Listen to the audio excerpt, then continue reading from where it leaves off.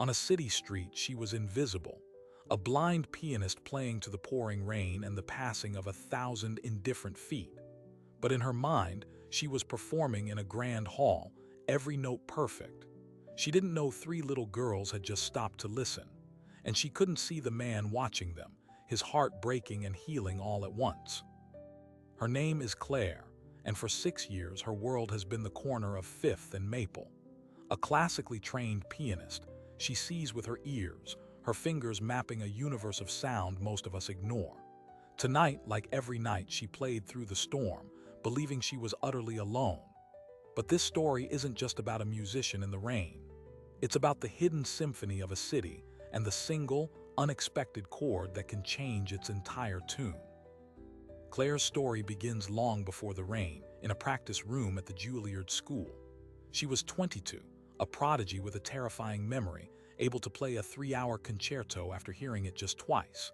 Then, retinitis pigmentosa, a thief in the night, began stealing her world in peripheral shadows. By 28, the lights went out completely.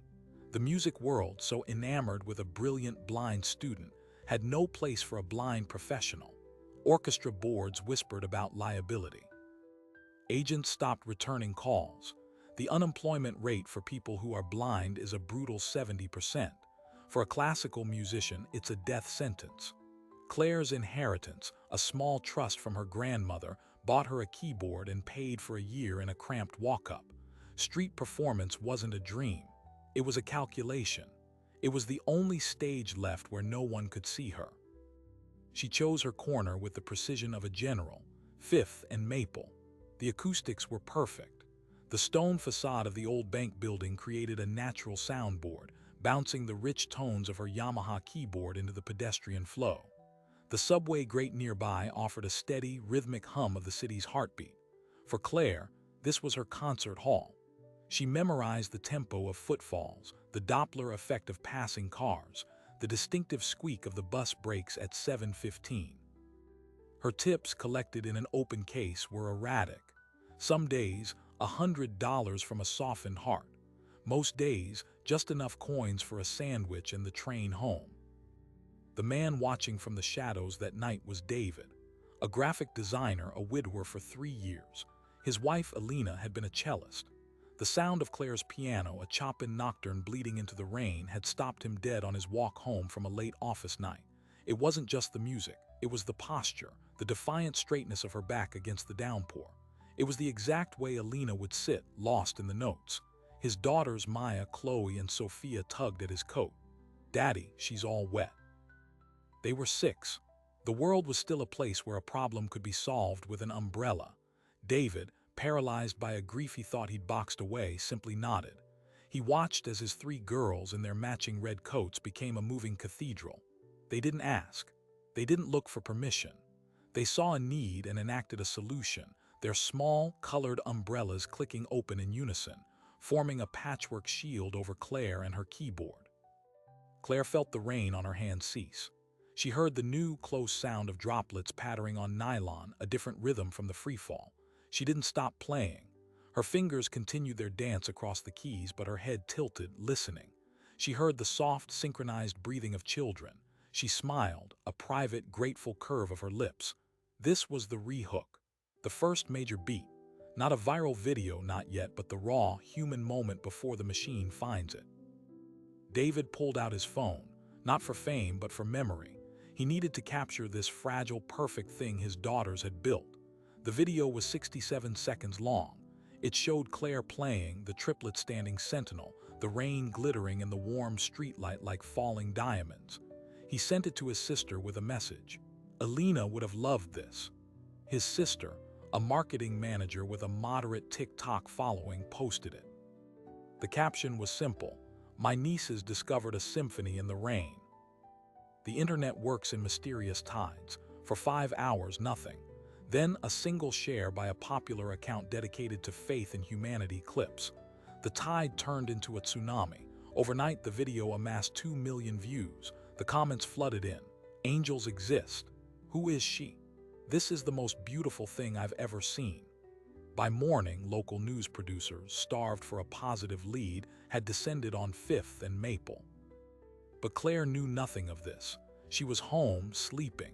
David, watching the view count skyrocket, felt a knot of anxiety tighten in his stomach. He wanted a private moment of beauty, not a public spectacle. When he took the girls to school, other parents looked at him differently. "Saw your video, so heartwarming." It felt like they'd seen a page from his diary. The first major turning point arrived at 3 p.m. A well-dressed woman named Anya from Channel 7 News approached Claire on her corner. Claire, setting up for the afternoon, heard the unfamiliar, clipped heels on the pavement. Claire, we'd love to talk to you about the incredible moment with those children last night. Your story is inspiring millions." Claire's face, usually a placid mask of concentration, tightened. "What moment?" Anya, misunderstanding the question, gushed. "The video, the triplets with the umbrellas, it's everywhere." Claire's hands froze above the keyboard. A video. She had been filmed without her knowledge, without her consent. Her private struggle, her personal corner, was now public property. A cold anger, sharper than the rain, settled in her chest. "I need you to leave," she said, her voice quiet but firm. This is where the first act reveals its central conflict. The world saw a heartwarming viral clip. Claire felt the violation of her last sanctuary. David felt the guilt of exposing a stranger. And the city saw a new piece of content to regulate. 2 days later, the second shoe dropped. A man in a crisp uniform approached Claire. He was from the Department of Public Space Management. He had a clipboard. "Ma'am, we've had complaints. This is a high-traffic pedestrian zone. Your performance is causing congregation. You need a performer's permit. Vendor license fee is $200. You'll need a $1 million liability insurance binder. And amplified sound is prohibited after 8 p.m. Claire listened, her head bowed. The permit system was a labyrinth designed to push people like her out. The insurance was impossible. This was how they sanitized the city, by pricing out its soul. She packed her keyboard in silence, the dreams of a $100 day evaporating. David, who had come to the corner every day since, hopping to apologize, saw her leave. He felt responsible. He followed her at a distance, watching her navigate the subway with terrifying familiarity, and saw which building she entered. He stood outside her apartment, the knot in his stomach a hard fist. He had to make this right. He knocked. When Claire opened the door, sensing an unfamiliar presence, he spoke before she could. "My name is David. Those were my girls. I took the video. I am so sorry." Claire's expression was unreadable behind her glasses. "You ended my livelihood," she said flatly. But here's the thing. David wasn't just a guilty dad. He was a fighter. His wife's long illness had taught him how to navigate bureaucracies, how to fight for the vulnerable. "Then let me fix it," he said. "Let me help you get the permit. Let me help you fight them." Claire began to shut the door. "I don't need your help." David's next word stopped her. "Elena, my wife, she was a cellist. She would have played in the rain with you. Please, let me do this for her." The name hung in the air, a shared language. Claire paused. She was out of options. She had 1 month's rent left. She nodded once. A fragile, desperate alliance was formed. Act 1 ends not with a solution, but with a much more dangerous proposition. David, using his design skills, launched a fundraising campaign for Claire. Keep the music dry. He posted the original video, told her story truthfully. The Juilliard training, the blindness, the bureaucratic shutdown. The internet, once a force of exposure, now rallied as a force of support. $10,000 poured in 48 hours. Enough for the permit, the insurance for a year. But as the donations hit 20,000, an email arrived in David's inbox. It was from the office of Maxwell Thorne, a powerful city councilman known for cleaning up public spaces. The subject line was stark: public safety concerns. The email cited the unauthorized gathering and financial solicitation related to Claire's corner, and suggested a review of her new permit application would be lengthy and complex. It was a threat, veiled in bureaucratic language. They weren't just going to ignore her. They were going to make an example of her. David showed the email to Claire. She ran her fingers over the braille display on her computer, reading the words. She understood power. This wasn't about a permit anymore. This was about a councilman protecting a sterile, profitable version of the city from a blind woman and 3 children with umbrellas. The money in the bank was now a target. "What do we do?" David asked, the weight of his good intentions crushing him. Claire turned her face toward the window, toward the sound of the city she was fighting to be part of. "We play," she said, her voice quiet steel, "and we let them try to stop us." Played. The next afternoon, Claire returned to Fifth and Maple, but she wasn't alone. David stood a few feet away, a silent sentinel with a smartphone live streaming everything. The first note hadn't even faded when a city enforcement officer, the same one from before, materialized at the edge of the gathering crowd. This time, he didn't approach Claire. He started writing tickets. He ticketed a tourist for loitering. He ticketed a delivery bike for non-commercial use of a pedestrian zone. The message was clear: we will tax the audience until they leave. The live stream captured it all: the officer's cold efficiency, the confused, angered faces of the crowd, Claire playing on a statue of concentration. The donations, which had slowed, spiked again in outrage. $40,000. This was the first micro-hook. The bureaucratic war had begun in the open. David, leveraging his design skills and newfound online following, turned the Keep the Music Dry page into a news hub. He posted the ticketing video. He posted Claire's Juilliard transcripts, her medical diagnosis. He posted the cold email from Councilman Thorne's office. The narrative solidified: Goliath in a suit versus a blind David with a keyboard. Local news, smelling blood in the water, switched from feel-good features to investigative segments. Is the city targeting a blind musician? A news van parked across from Claire's corner became a permanent fixture. But here, where the first major pivot reframed the fight, a man named Leo watched the news segment from a rehab center in New Jersey. Leo was a retired NYPD sergeant, blinded in the line of duty a decade prior by a stray bullet. He knew the statistics: the 70% unemployment, the quiet despair of a world built for the sighted. He also knew Maxwell Thorne. Thorne, as a young assistant DA, had prosecuted the kid who fired the shot that took Leo's eyes. Leo had been a star witness. He called the TV station, got David's number, and left a voiceless message. "Tell Claire she's not alone, and tell your councilman Leo Valenti remembers." David played the message for Claire. The name meant nothing to her, but the gravelly resilience in the voice did. They met Leo at a coffee shop. He was in his 50s, built like a linebacker with milky, unseeing eyes and a guide dog named Sergeant. "Thorne," Leo said, sipping his black coffee. "He loves a clean city, a quiet city, a city without mess. People like us, we're a mess he can't ignore. He'll use code enforcement, noise ordinances, anything in the book, but he's got to tell. He hates bad press more than he hates street music." Leo's plan was simple, brutal, and legal: a coalition. He would reach out to the city's network of disabled street vendors, visually impaired artists, musicians who'd been pushed out. They would apply for permits en masse for spots all around Thorne's district.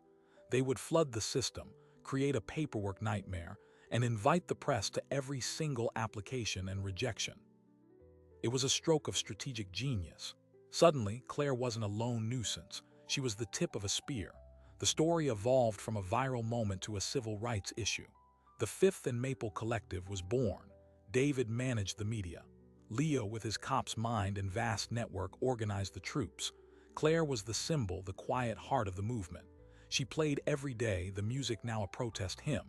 The crowds grew, not just to hear her, but to be part of the stand. The triplets, Maya, Chloe, and Sophia, became regulars, holding their umbrellas in fair weather now, a living symbol of the initial act of kindness. Councilman Thorne's office went silent. No more emails, no more ticketing blitzes. For a week it felt like victory. Then the second shoe dropped, not from the city but from the internet.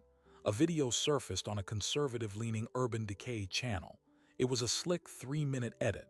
It showed Claire playing, then cut to Panhandler a block away, then to a discarded syringe in an alley near the bank. The narrator's voice was smooth, ominous. "While the city coddles a feel-good story, what about the real consequences?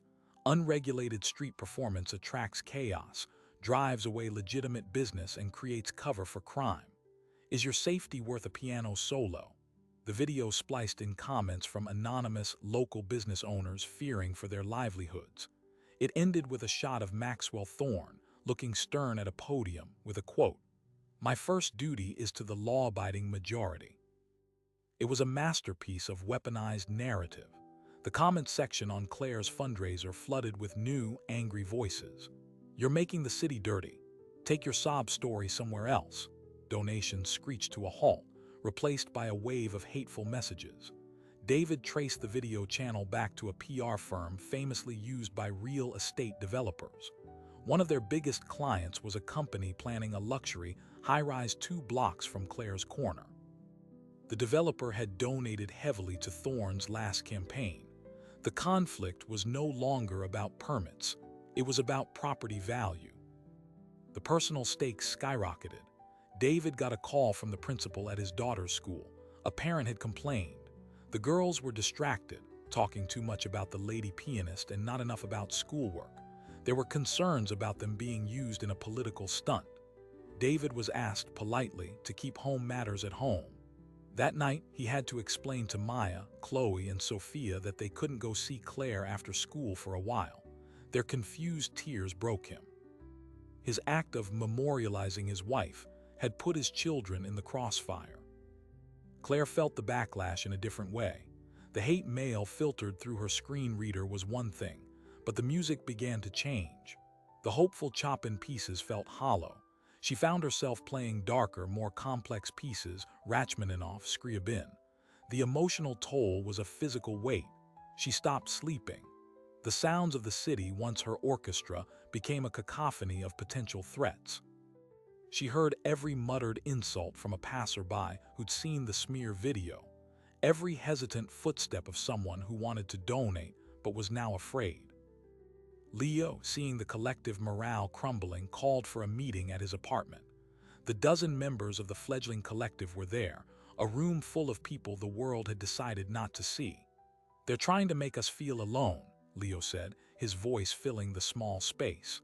"To make Claire feel like a problem, not a person. We need to remind them we're people. We need a bigger stage."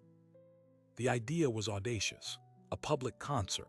Not on a street corner, but in the one place Thorne couldn't ignore, the steps of the City Hall annex in his own district. They would get a legitimate public assembly permit, invite every news outlet, and perform, not just Claire, all of them. A blind flautist who played in the subway, a wheelchair-bound poet, a veteran with PTSD who sang a cappella blues. They would be impossible to ignore. David's job was to secure the permit, a legal minefield. Leo would use his contacts to guarantee a press corps. Claire's job was the hardest. She had to compose something new, a piece for multiple players, a symphony of the unseen. For 2 weeks, they prepared in a fever dream. David navigated the permit office, facing delays and lost paperwork at every turn, finally securing it by threatening to bring the TV stations to the permit office itself. Leo's press list grew. Claire, working with the other musicians, created a 20-minute piece she called Variations on a City's Breath. It incorporated the subway hum, the distant sirens, the rhythm of canes tapping pavement, the sigh of a bus's doors. It was beautiful and unsettling. The day of the concert dawned bright and cold. A crowd of 300 people plus a dozen news cameras gathered on the granite steps. The collective members stood in a semicircle. Claire was center stage, her keyboard plugged into a small battery-powered amp. David stood with his daughters at the front of the crowd, his heart in his throat. They were about to poke the bear in its den. As Claire played the opening notes, a hush fell. The music was unlike anything the crowd expected, not pretty background noise, but a challenging, vibrant soundscape of the city they walked through every day. For 10 minutes, it was magic. Then, the black SUVs arrived. 3 vehicles pulled up, blocking the street. Men in dark suits and earpieces emerged, followed by Maxwell Thorne himself. He didn't look angry. He looked like a busy man inconvenienced. He walked straight to the officer managing the event. The music faltered as the players saw him. Claire, sensing the shift in the crowd's energy, slowed her playing, her head cocked, listening. The officer, looking pale, approached David. "Sir, the permit is revoked. Councilman Thorne has filed an emergency injunction. This assembly is now unlawful. You have 5 minutes to disperse." A roar went up from the crowd. The news cameras swiveled from the performers to Thorne, who was now giving a calm statement to a reporter. Public safety must come first. This was never about the musician, but about the rule of law. It was a perfect political knockout punch. Leo started shouting, his cop's voice cutting through the din, urging calm, but the damage was done. The officer moved toward Claire, intending to unplug her amp. David, seeing the officer reach for the cord, acted without thinking. He stepped between the officer and Claire. "Don't you touch her." It was not a shout, but a low, dangerous growl. The officer backed up, hands raised. The cameras caught it all, the protective widower facing down the city. In that frozen, silent standoff, with the crowd holding its breath and Thorne watching with a detached smile, a new sound cut through the tension. A simple, clear child's voice. It was Sophia, the smallest triplet. She started to sing, not a song, just a single, sustained note. Then Chloe joined, then Maya, a perfect, haunting triad. They were singing Claire's main melody. They walked forward, past their father, past the officer, and stood beside Claire, their hands on her shoulders, their voices rising pure and defiant against the gray granite of power. The image was iconic. The blind pianist, the singing children, the wall of suits. The news anchors would later call it the stand on the steps. In that moment, Thorne didn't see a political win. He saw a public relations hydrogen bomb. His smile vanished. He turned and got back in his SUV, his retreat as calculated as his attack. The injunction held, the concert was shut down, but he had lost the battle in every way that mattered. The footage dominated the evening news. Act 2A ends not with relief, but with a terrifying victory. They had exposed Thorne's cruelty to the world, but they had also provoked a cornered animal. That night, as Claire and David celebrated a fragile win at her apartment, a brick came through her living room window. It was wrapped in a note. The note contained a single line printed in block letters, "Know your place." And tucked under the brick was a small, cheap toy piano smashed to pieces. The crash of glass was a scream in Claire's dark world. She flinched, her hands flying up as shards sprinkled across her floor. David was on his feet in an instant, rushing to the window, then to the note, his face draining of color. "Call the police," he said, his voice trembling with a rage he'd never known. But this was just the opening move. The police came, took a report with the weary air of men filing paperwork for a lost cause. "Probably kids," one officer said, avoiding David's eyes. "Tough neighborhood." It was a dismissal. The message was clear. The law would not protect her here. David didn't sleep that night. He sat in a chair facing Claire's broken window, a baseball bat across his knees, while Claire, wrapped in a blanket, listened to the city with new ears. Every passing car was a threat. Every footfall on the sidewalk below was a potential enemy. The victory of the steps had turned to ash. In the morning, Leo arrived, his face a storm cloud. He ran his fingers over the note's block letters. "This isn't Thorne's style," Leo muttered. "Too messy, too personal. He's a scalpel, not a brick. This is someone who works for him, or someone who thinks they're doing him a favor." The first major revelation came via email later that day. It was sent to David, Claire, and every major news outlet that had covered the story. It was from a shell corporation they'd eventually linked to the developer, Greystone Holdings. It was a formal cease and desist letter, but its target was shocking. It claimed that the viral video of Claire and the girls, the very heart of the story, violated the children's privacy and likeness rights. It demanded the video be taken down from all platforms and all fundraising efforts based on it be halted immediately, or they would sue David for exploitation and emotional distress. The amount demanded was the total of the donations, over $50,000. It was a legal blitzkrieg, a wait-it-gets-worse moment that reframed everything. They weren't just attacking Claire now. They were weaponizing David's love for his daughters against him. The press, ever hungry for a new angle, pounced. Headlines shifted. Is viral charity exploiting children? David was besieged. He had to hire a family law attorney with money he didn't have. The school called again, this time with a child services liaison asking routine questions. The pure, simple image of the umbrellas was now toxic. Claire insisted they take the video down. David, heartsick, agreed. The Keep the Music Dry page went dark. Donations stopped completely. Worse, a wave of refund requests hit the payment processor. People who had given, now believing the narrative of exploitation, wanted their money back. The collective's war chest evaporated in 48 hours. Claire was broke again, and now saddled with a legal phantom. This was the low point. The coalition Leo built began to fracture. Without the viral symbol, without the funds, people faded away, retreating to their own struggles. It felt over. David, drowning in guilt, told Claire he should never have filmed anything. Claire, in a moment of profound despair, told him maybe he was right. But here, where the second pivot happened, it came from the last person they expected, the triplets. David, trying to explain why they couldn't see Claire anymore, told them about the mean letter saying the video was bad. 6-year-old Sophia listened, her brow furrowed. "But Daddy," she said, "we wanted to help. It was our idea to use the umbrellas. Doesn't that mean it's our video too?" In a child's logic, she had found the flaw in the legal argument. The girls hadn't been exploited. They had been actors in their own story of kindness. David's lawyer seized on it. She drafted a fierce counter letter, attaching signed, crayon-written statements from Maya, Chloe, and Sophia stating they gave their permission to help the piano lady and wanted their video to stay up to help her. She sent it to the press. The image of the childish script next to the legalese was a public relations detonation. The narrative of exploitation collapsed under the weight of 3 simple sentences. The news cycle flipped again. Triplets fight back against developers' bullying. The legal threat didn't disappear, but its power was broken. However, the attack had done its damage.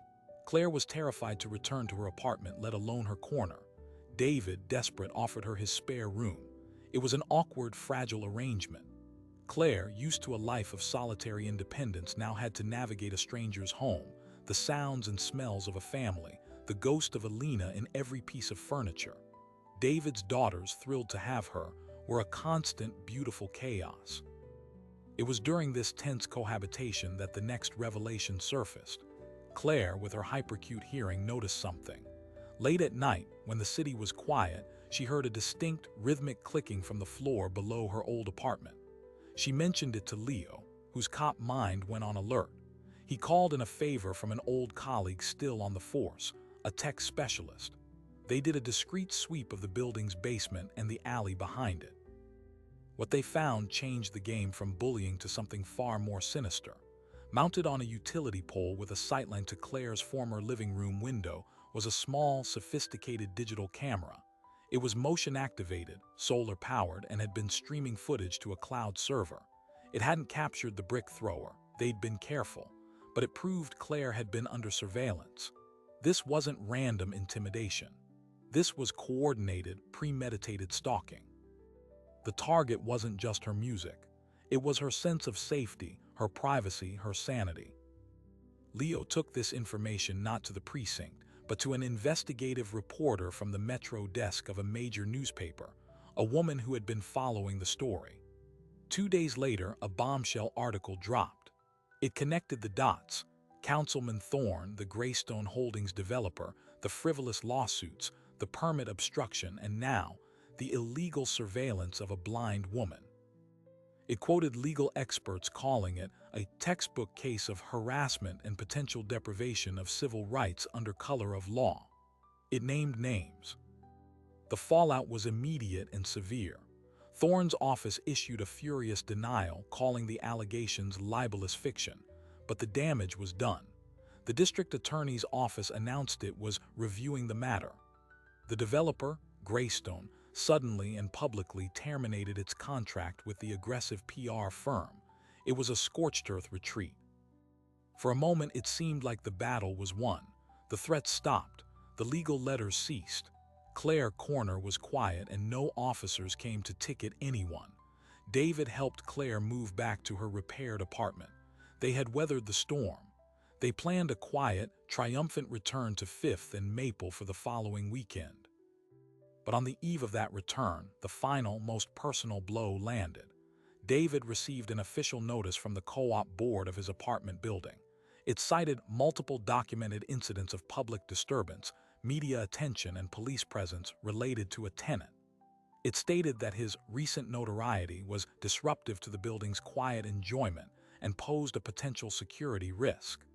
They were initiating proceedings to revoke his lease. The vote was in 2 weeks. The letter was signed by every member of the board. David recognized one name. The president was a senior partner at the law firm that represented Greystone Holdings. This was the "it gets even bigger" moment. They weren't just driving Claire out. They were coming for David's home, for his children's stability. They were trying to erase not just the symbol, but the entire support system. It was a move of such chilling, comprehensive cruelty that it left David numb. He couldn't fight the city, a developer, and his own home. He sat at his kitchen table, the letter in his hands, the sounds of his daughters playing in the next room feeling like a memory already. Claire came over that evening. She heard the defeat in his silence, in the way he moved. He showed her the letter through her braille display. She finished reading and sat back, her face unreadable. "They want to bury us," David whispered. "They want to make it so no one ever tries this again." Claire was quiet for a long time. Then she said something that would become the transition line, the bridge into the final act. "You told me to play," she said, her voice calm, resonant. "And we did. We played their bureaucratic game, we played their media game, we even played their legal game, and we're still here." She reached out, her hand finding his on the table. "David, I am tired of playing defense on their board. It's time we change the game completely. It's time we didn't ask for a corner. It's time we built our own hall." David stared at her, the weight of the eviction notice still in his hand.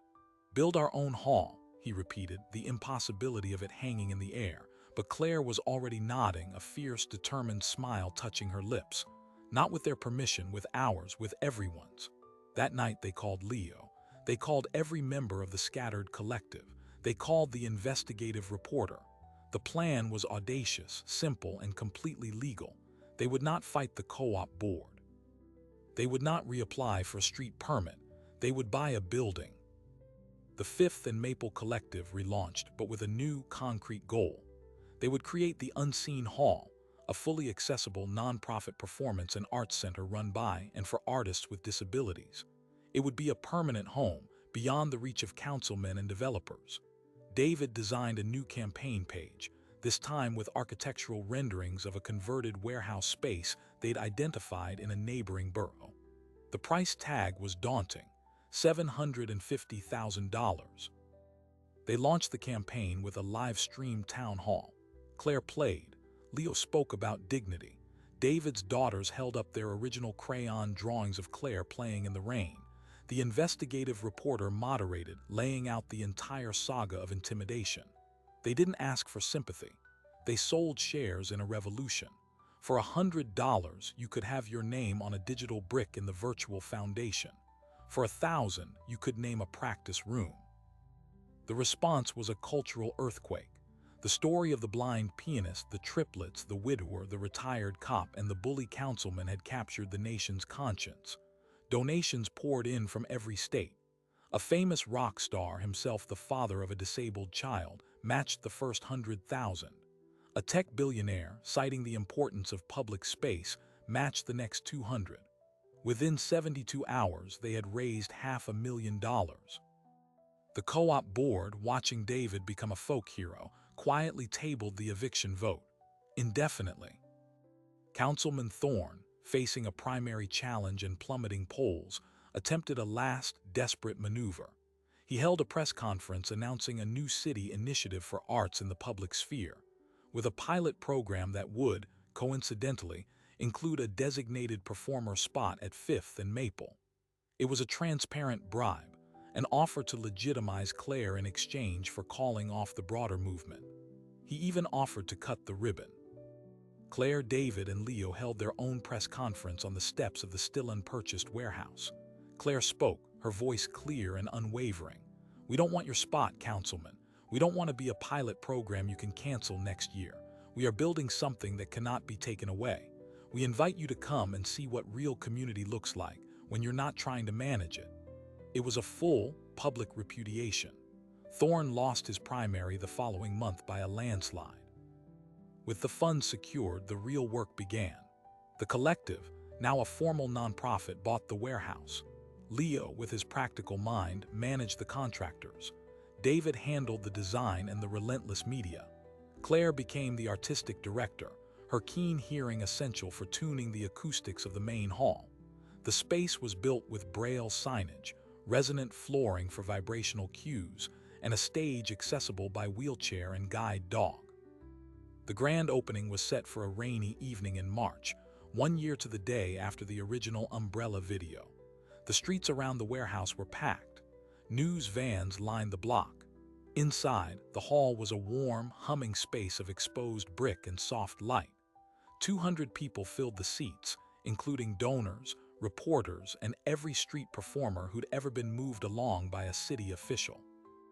The evening began with Leo introducing a short documentary compiled from all the news clips and live streams telling their full story.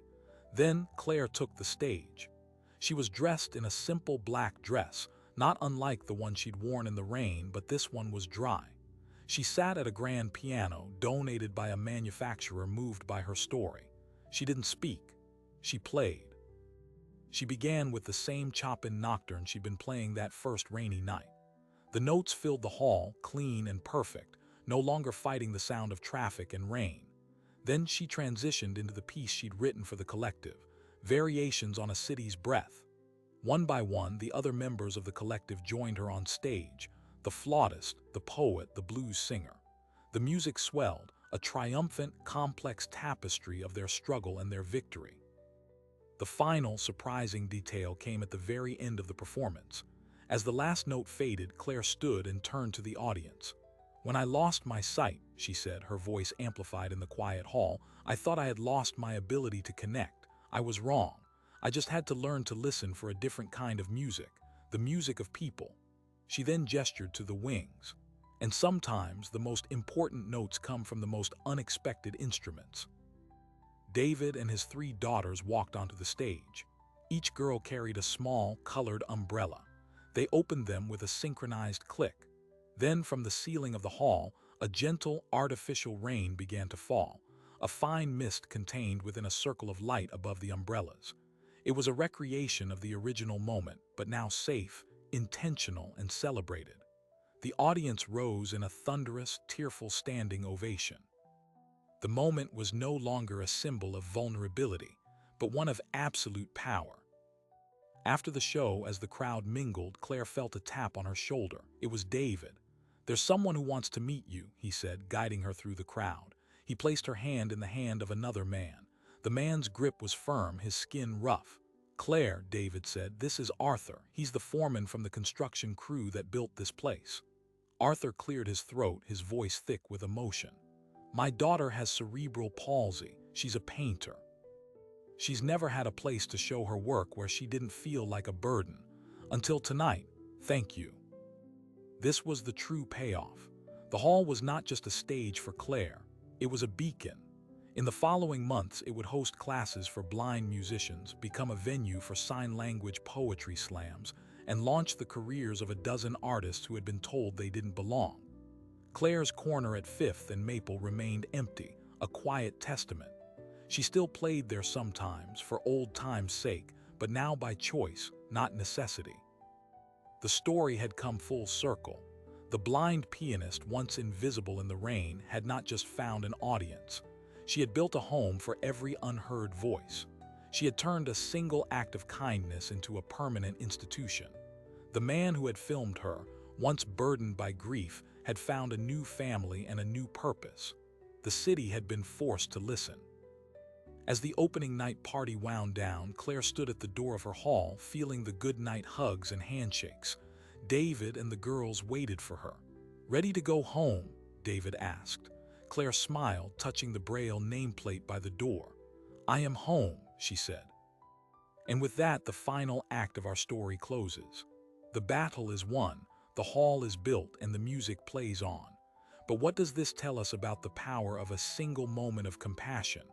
And what can we build if we choose to listen, not just to the notes, but to the silence between them? Claire's story asks us a difficult, beautiful question. What happens when we stop seeing disability as a lack and start recognizing it as a different kind of capacity? What symphonies are we missing because we've forgotten how to listen? On a street corner, a blind woman heard the music of a city and joined her own voice to it. A grieving man saw a reflection of his lost love and reached for his camera instead of walking away. Three little girls saw a problem and decided three small umbrellas were the solution. None of them set out to start a movement. They were simply being human in a world that often rewards the opposite. Yet that single, wet, unplanned chord of compassion reverberated further than any of them could have imagined. It exposed the brittle mechanics of power that prefer public space to be quiet, sterile, and profitable. It revealed how quickly kindness can be weaponized into a liability. But it also proved something more profound, that the urge to protect beauty, to defend the vulnerable, and to build something better is a force far more powerful than any bureaucracy. The unseen hall stands today not as a charity, but as a testament to the fact that the people we often render invisible hold the blueprint for a more connected world. Claire, David, Leo, and all the others didn't just win a permit. They changed the score.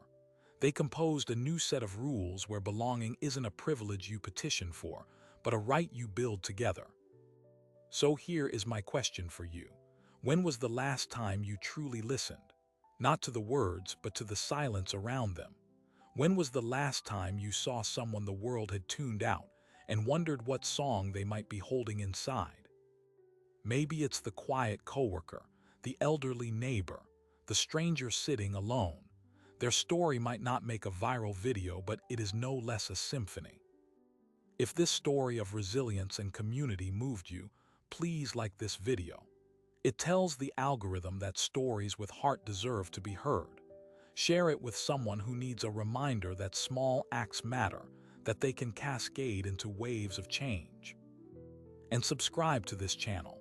Hit that bell, because we are dedicated to bringing you more documentaries like this, stories that don't just show you the world, but show you how to rebuild it with more compassion, more courage, and more music.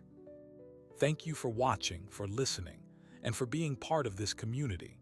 Remember, the most powerful performances often begin not on a stage, but in the rain, waiting for someone to share an umbrella.